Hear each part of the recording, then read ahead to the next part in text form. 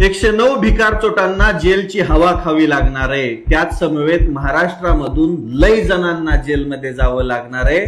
कारण की हे दुधामध्ये भेसळ करत होते, नकली अन्न पदार्थ बनवत होते आणि खाण्याच्या गोष्टीमध्ये भेसळ करून सर्वसामान्य नागरिकांच्या आरोग्याशी खेळत होते. अशा त्या सगळ्या दलिंदरांची बारी बारीनं वेळ येणार आहे.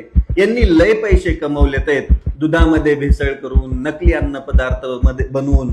पण आता अन्न आणि औषध प्रशासनाच्या आयुक्तपदी तुकाराम मुंडे साहेब आल्यापासून आतापर्यंत 109 भेसळखोर दलिंदर जेलमध्ये गेलेत. शेतकऱ्यांनो, तुम्ही दूध उत्पादन करता पण तुमच्या दुधाला योग्य भाव का भेटत नाहीये माहितीये? तुम्ही जिथं दूध घालता तिथपासून ते पार फॅक्टरी पर्यंत दुधामध्ये फक्त भेसळ केली जाते.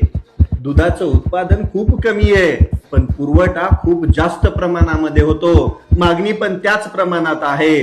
पण भेसळीमुळं सगळ्यात जास्त गलेलट्ट आणि मोठी होतात ज्यांच्या पर्यंत तुम्ही दूध पोहोचवता तिथपासूनची साखळी. शेतकऱ्यांना एक मागणी आहे, ही मागणी सरकारपर्यंत पोहोचवा. सध्या दुधामध्ये भेसळ करणारे भिकार चोट, गुटखा, सगळे बंदी असणारे अन्न पदार्थ विकणारे दलिंदर, अन्न पदार्थात भेसळ करणारे दलिंदर सगळे काही गॅसवरती आहेत. कारण की त्यांना भीती आहे तुकाराम मुंडे साहेबांची. 109 जणांना जेलमध्ये बी कोंबलंय. आपल्या शेतकऱ्यांसाठी सध्या एक ज्वलंत प्रश्न आहे, तो म्हणजे महाराष्ट्रातील साखर कारखानदार शेतकऱ्यांचं रक्त पिण्याचं काम करतंय आणि साखर आयुक्तालय शेतकऱ्यांना न्याय देण्यासाठी अपुरं पडतंय. नवे नवे न्याय देण्यासाठी अस्तित्वातच नाही, मरून गेलंय ते आयुक्तालय. माझी सरकारला विनंती आहे, साखर आयुक्तालयाच्या साखर आयुक्तपदी तुकाराम मुंडे साहेबांची वर्णी लावा, त्या पदावरती त्यांना बसवा.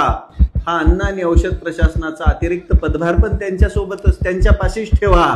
पण साखर आयुक्त म्हणून तुकाराम मुंडे साहेबांची नियुक्ती करा. तेव्हाच्या भिकारचोट बाब्यांसहित जे काही कारखानदार शेतकऱ्याचं रक्त पिण्याचं काम करतायत, शेतकऱ्यांच्या घामाचा दाम बुडवण्याचं पाप करतायत, यांच्या ढुंगणावरती रट्टे पडतील आणि हे दलिंदर जेलमध्ये जातील आणि शेतकऱ्यांना खऱ्या अर्थानं न्याय भेटेल.